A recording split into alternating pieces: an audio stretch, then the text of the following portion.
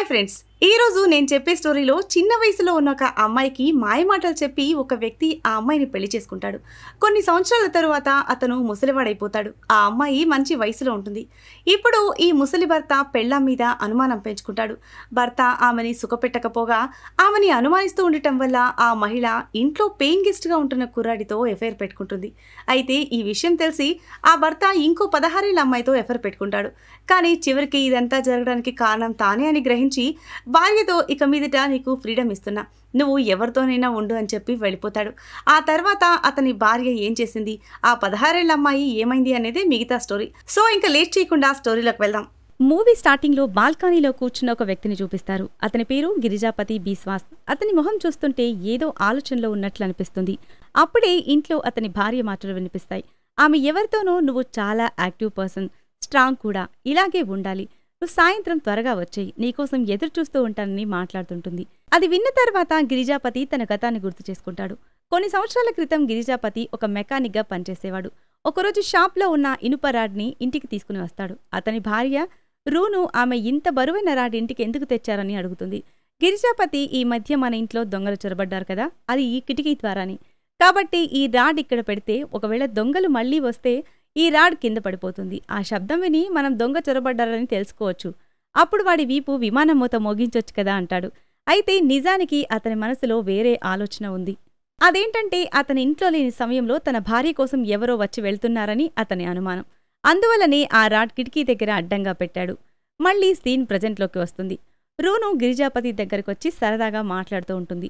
అప్పుడు ఒక అబ్బాయి వచ్చి, నేను బ్యాగ్ మర్చిపోయాను, దయచేసి బ్యాగ్ కిందకి విసిరేయండి అంటాడు. ఆ అబ్బాయి పేరు అంబార్. అతను నిజానికి గిరిజాపతి దూర బంధువు. అంబార్ ఒక ఫుట్బాల్ క్రీడాకారుడు. వాళ్ళింట్లో పెయిన్ గెస్ట్గా ఉంటున్నాడు. వాళ్ళ ఇంట్లో ఉంటున్నందుకు వాళ్ళకి 500 రూపాయలు ఇస్తున్నాడు. నిజానికి అంబార్ని ఇంట్లో ఉంచుకోవడం గిరిజాపతికి ఇష్టం లేదు.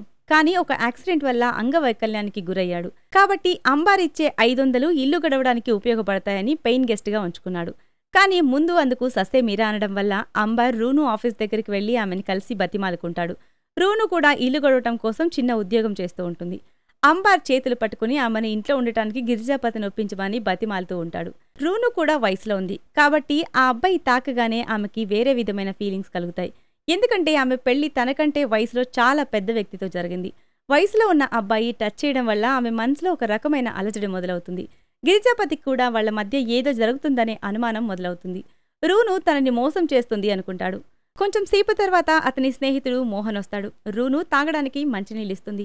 మోహన్ గిరిజాపతితో, నీ భార్య ఇప్పుడు కూడా చాలా అందంగా ఉంది, కాలేజ్ డేస్లో ఉన్నట్లు అంటాడు. రోజురోజుకి ఆమె అందం పెరిగిపోతుంది అంటాడు. ఆ మాట చెప్తూ ఆమె వైపు అదోలా చూస్తూ ఉంటాడు. గిరిజాపతి ఇవన్నీ విని కూడా అతన్ని ఏమీ అనలేకపోతాడు. ఇంత దూరం వచ్చాను కాబట్టి ఈరోజు మీ ఇంట్లోనే భోజనం చేస్తానని మోహన్ అంటాడు. బలవంతంగా రూనుతో వంట చేయమని చెప్తాడు. ఆమె ఇంట్లో సరుకులు లేవంటుంది. మోహన్, అరే ఏంటిది, నువ్వు నా స్నేహితుడు భార్యవి, చెప్పు ఏం కావాలో, అన్ని సరుకులు నేనే తెస్తాను అంటాడు. వెళుతూ గిరిజాపతితో, పాత రోజులు గుర్తున్నాయి కదా నీకు, వచ్చాక ఆ విషయాలు మాట్లాడుకుందాం అంటాడు. మోహన్ వెళ్లిపోయిన తర్వాత గిరిజాపతి తన పాత రోజుల్ని గుర్తు చేసుకుంటాడు. అప్పుడు మోహన్ తను ఇద్దరూ వయసులో ఉండేవాళ్ళు. అప్పుడు మోహన్ గిరిజాపతితో, ఈరోజు నీకు నా కొత్త గర్ల్ఫ్రెండ్ని పరిచయం చేస్తాను అంటాడు. మోహన్ గిరిజాపతిని ఒక సాదాసీదాగా ఉండే మహిళ దగ్గరికి తీసుకుని వెళ్తాడు. అక్కడికెళ్లిన తర్వాత గిరిజాపతికి పరిచయం చేస్తాడు.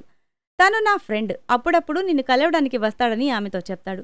తర్వాత మోహన్ ఆమెకి డబ్బులిచ్చి గదిలోకి వెళ్లి ఆమెతో శారీరకంగా కలుస్తాడు. అదే ఇంట్లో ఆ మహిళ కూతురు కూర్చుని చదువుకుంటూ ఉంటుంది. గిరిజాపతికి ఆ అమ్మాయి బాగా నచ్చుతుంది. ఒక్క మాటలో చెప్పాలంటే ఆ అమ్మాయి మీద మనసు పారేసుకుంటాడు. ఆ అమ్మాయి మీద ప్రేమ పెంచుకుని ఎలాగైనా తన్ని సొంతం చేసుకోవాలి అనుకుంటాడు. మోహన్, గిరిజాపతి ఇద్దరు బయటికొచ్చిన తర్వాత మోహన్, నువ్వు కూడా వెళ్తావా అని అడుగుతాడు. గిరిజాపతి, నాకా మహిళ అవసరం లేదు, ఆమె కూతురు నచ్చింది, కుదురుతుందా అని అడుగుతాడు. మోహన్, సరే చూద్దామని చెప్తాడు. ఒకరోజు గిరిజాపతి ఆ మహిళ ఇంటికి వెళ్లి ఆమెని కౌగులించుకుని ఉద్రేకపడతాడు.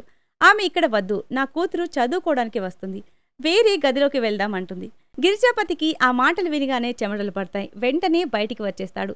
తర్వాత గిరిజాపతి ఆ మహిళ కూతురు వెంటపడి తన మాయలో పడేస్తాడు. ఆమెని పెళ్లి చేసుకుంటాడు. ఆమె వయసు 17 సంవత్సరాలు. ఆ అమ్మాయి మరెవరో కాదు, రూనుయే.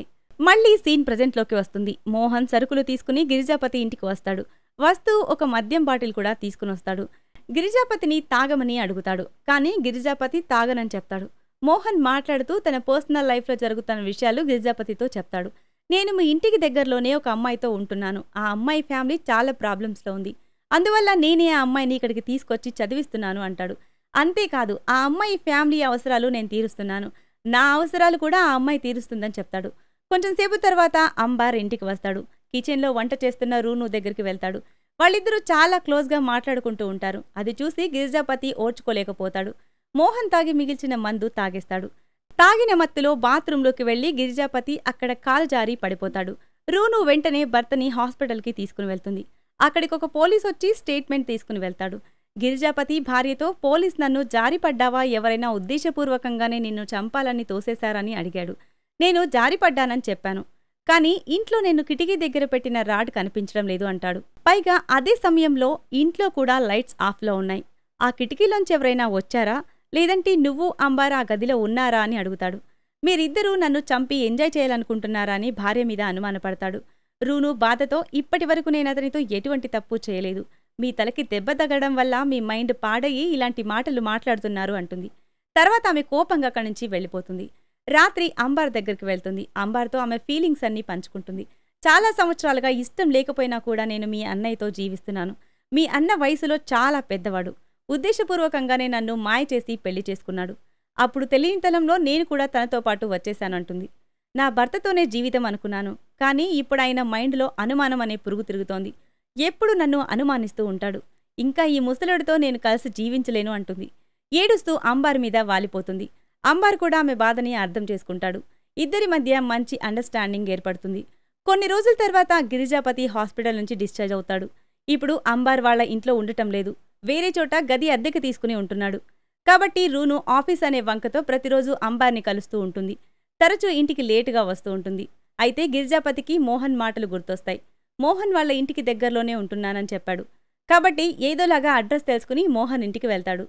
అక్కడ గిరిజాపతి ఒక కన్ను సరిగ్గా లేని అంధురాలిని చూస్తాడు. ఆ అమ్మాయి పేరు బులి. మోహన్ నేను ఒక అమ్మాయి గురించి చెప్పాను కదా, ఆమె ఈమెనే అని చెప్తాడు. బులికి ఒక కన్ను పూర్తిగా కనిపించదు. ఆమె ఒక కంటితో మాత్రమే చూడగలదు. ఆ అమ్మాయిని చూడగానే గిరిజాపతికి రూను గుర్తొస్తుంది. తన పెళ్లి చేసుకున్నప్పుడు రూను కూడా ఇదే వయసులో ఉండేది. అయితే మోహన్తో మాట్లాడుతున్నప్పుడు అక్కడ తను ఇంట్లో కిటికీ దగ్గర పెట్టిన రాడ్ని మోహన్ ఇంట్లో చూస్తాడు. ఆ రాడ్ చూసిన తర్వాత గిరిజాపతికి ఫ్యూజులు ఎగిరిపోతాయి. ఎందుకంటే ఆ రాడ్ని అంబార్ దొంగలించాడనుకున్నాడు. కాబట్టి ఇప్పుడు ఆలోచనలో పడతాడు. బులి గిరిజాపతికి టీ ఇచ్చి తన కాళ్లకేమైందని అడుగుతుంది. గిరిజాపతి ఒక యాక్సిడెంట్ వల్ల కాళ్లు కోల్పోయానంటాడు. కానీ నిజం అది కాదు. ఒకరోజు గిరిజాపతి మెకానిక్ షాప్లో పనిచేస్తూ ఉండగా సడన్గా ఆ కార్ గిరిజాపతి కాళ్ల మీద పడింది. అందువల్ల కాళ్లు కోల్పోయి అంగవైకల్యంతో జీవిస్తున్నాడు. ఇది చేసింది ఎవరో కాదు, మోహనే. ఎందుకంటే ముందు నుంచి మోహన్ రూను మీద కన్నేశాడు. ఆమెతో కలవడానికి గిరిజాపతి అడ్డుగా ఉన్నాడని ఇలా చేశాడు. అయితే ఈ విషయం గిరిజాపతికి కూడా తెలుసు. కానీ ఎవ్వరితో చెప్పడు. మరోవైపు వస్తూ వెళుతూ ఉండటం వల్ల గిరిజాపతి బులికి మధ్య ఫిజికల్గా అలజడి మొదలవుతుంది. ఇద్దరి మధ్య మంచి బాండింగ్ ఏర్పడుతుంది. ఇద్దరూ ఒకరి బాధనొకరు పంచుకుంటూ ఉంటారు. ఒకరోజు రాత్రి రూను ఎప్పటిలాగే ఇంటికి లేటుగా వస్తుంది. వస్తూ భర్త కోసం ఒక షర్ట్ గిఫ్ట్గా కొనుక్కొస్తుంది. గిరిజాపతి చాలా హ్యాపీగా ఫీల్ అవుతాడు. మరి నీకోసం ఏమీ తెచ్చుకోలేదా అని భార్యను అడుగుతాడు. ఆమె ఇప్పుడు నా కోసం కొనుక్కోవడానికి డబ్బుల్లేవు, ఉన్నప్పుడు నేను కొనుక్కుంటానని చెప్తుంది. ఆ మాట విన్న తర్వాత గిరిజాపతి చాలా బాధపడతాడు. నేను పనిచేసేటప్పుడు ఏది కావాలంటే అది కొని తెచ్చేవాణ్ణి. కానిప్పుడు అంగవైకల్యం కారణంగా నేనేమీ చేయలేకపోతున్నానంటాడు. గిరిజాపతి గతంలో జరిగిన సంఘటనని గుర్తు చేసుకుంటాడు. మోహన్, గిరిజాపతి ఇద్దరూ రూను తల్లిని కలవడానికి వెళ్ళినప్పుడు ఆమె తండ్రి బయట కూర్చుని ఉండేవాడు. అతనికి ఇంటికి ఎవరొస్తున్నారో ఎవరు వెళ్తున్నారో అనేది పట్టేది కాదు. ఇప్పుడు గిరిజాపతి పరిస్థితి కూడా అలాగే అనిపిస్తుంది. గిరిజాపతి రాత్రి బాల్కనీలో కూర్చుని రూనుతో మీ అమ్మ చనిపోయిన తర్వాత నువ్వు నా దగ్గరికి వచ్చావు. అంతకుముందు నువ్వు ఎలా జీవితాన్ని గడిపావు? నిన్ను ఎవరు చూసుకున్నారని అడుగుతాడు. అప్పుడు రూను గిరిజాపతికి ఒక నిజం చెప్తుంది. ఆమె తల్లి చనిపోయిన తర్వాత మోహన్ రోజు ఆమె దగ్గరికి వెళ్లేవాడు. తన ఖర్చులు జరిపి తన సుఖం పొందేవాడు. అయితే రూనుకి వేరే మార్గం లేదు కాబట్టి అలా చేయాల్సొచ్చింది. కొన్ని రోజుల తర్వాత ఆమె గిరిజాపతి అడ్రస్ తెలుసుకుని అతని దగ్గరికి వచ్చేసింది. ఆమె మాటలు విన్న తర్వాత గిరిజాపతికి బులి గుర్తొస్తుంది. అంటే బులి జీవితం కూడా అలాగే ఉంది. మోహన్ లేని సమయంలో గిరిజాపతి మోహన్ ఇంటికి వెళ్లి వస్తూ ఉండేవాడు. ఇద్దరూ ఒకరి బాధలు ఒకరు చెప్పుకునేవాళ్లు. ఇద్దరు చాలా దగ్గరవుతూ ఉంటారు. ఒకరోజు బులి ఎక్కడికో వెళ్తూ ఉంటుంది. అప్పుడామె గిరిజాపతి వైపు చూస్తుంది. గిరిజాపతి బులిని ఇంట్లోకి పిలిచి ఇల్లు చూపిస్తాడు. వాళ్ళిద్దరూ బాల్కనీలో నిలబడి మాట్లాడుతూ ఉండగా మోహన్ కింద బైక్లో వెళ్తూ ఉంటాడు. అది చూసి బులి కంగారుపడి వెంటనే ఇంటికి వెళ్ళిపోతుంది. ఇంకోవైపు అంబర్ రూను దగ్గరికి వచ్చి తనకో షాకింగ్ న్యూస్ చెప్తాడు.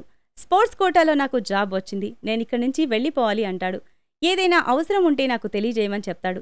రూనుకి కూడా తెలుసు అంబార్ ఏదో ఒకరోజు ఇక్కడి నుంచి వెళ్ళిపోవాలని. కానీ ఆమె అంబార్ని ఆపలేదు. మరోవైపు గిరిజాపతి బులి దగ్గరికి వస్తాడు. ఆమె పక్కింటి పిల్లాడితో ఆడుకుంటూ ఉంటుంది. గిరిజాపతి రాగానే పిల్లాడిని పంపించేస్తుంది. గిరిజాపతి మనిద్దరం అంగవైకల్యంతో ఉన్నాం, ఇద్దరూ ఒక్కటైతే బాగుంటుంది అంటాడు. ఆమెకి దగ్గరగా వెళ్తాడు. బులికి కూడా గిరిజాపతి మీద ఫీలింగ్స్ ఉండటం వల్ల ఏమీ అనదు. వాళ్ళు తప్పు చేసేలోగా మోహన్ అక్కడికి వస్తాడు. అక్కడ జరుగుతున్నదంతా చూసి షాక్ అవుతాడు. వెంటనే ఆ అమ్మాయిని పక్కకి లాగి తిడుతూ ఉంటాడు. అప్పుడు గిరిజాపతికి కోపం వచ్చి అక్కడున్న రాడ్తో మోహన్ తల మీద కొడతాడు. మోహన్ అక్కడికక్కడే చనిపోతాడు. బులికి చాలా భయం కలుగుతుంది. గిరిజాపతి ఆమెతో నువ్వు కంగారు పడకు, ఈ విషయం నేను చూసుకుంటానంటాడు. బులి నిరాకరిస్తుంది. నా మూలంగా ఇదంతా జరిగింది, శిక్ష ఇద్దరూ అనుభవించాలి అంటుంది. గిరిజాపతి చూడు, నీకు చాలా జీవితం ఉంది, నీది చాలా చిన్న వయసు, నువ్వు నీ ఫ్యామిలీకి తోడుగా ఉండాలి. నేను రూనుని పెళ్లి చేసుకుని ఆమె జీవితాన్ని పాడు చేశాను, కానీ నీ జీవితం అలా కాకూడదు, నువ్వు మీ ఫ్యామిలీ దగ్గరికి వెళ్ళని బస్ ఎక్కించి పంపిస్తాడు. మరోవైపు రూనుకి నా జీవితం ఇలా అయిపోయింది అని బాధపడుతూ ఉంటుంది. ఆమె గిరిజాపతికి భారీగా అన్నీ చేస్తోంది, సంతోషంగా ఉంది. అయినా ఆమె జీవితంలో ఏదో వెలితిగా ఉంది. గిరిజాపతి భార్యతో ఇక మీదట నువ్వు ఎలా జీవించాలనుకుంటున్నావో అలా జీవించు, ఇప్పుడు నీకు స్వేచ్ఛ లభించింది, నువ్వు స్వేచ్ఛగా ఉండు అంటాడు. ఈలోగా ఒక పోలీస్ జీప్ వచ్చి వాళ్ళ ఇంటి ముందు ఆగుతుంది. గిరిజాపతి తనకు తానుగా వెళ్లి లొంగిపోతాడు. ఈ సీన్తోనే ఈ మూవీ ఎండ్ అవుతుంది. సో ఇది ఫ్రెండ్స్ ఇవాల్టి స్టోరీ. ఈ స్టోరీ కనుక మీకు నచ్చినట్లయితే మరికొన్ని ఇంట్రెస్టింగ్ స్టోరీస్ కోసం ఛానల్ని సబ్స్క్రైబ్ చేయండి. Thanks for watching.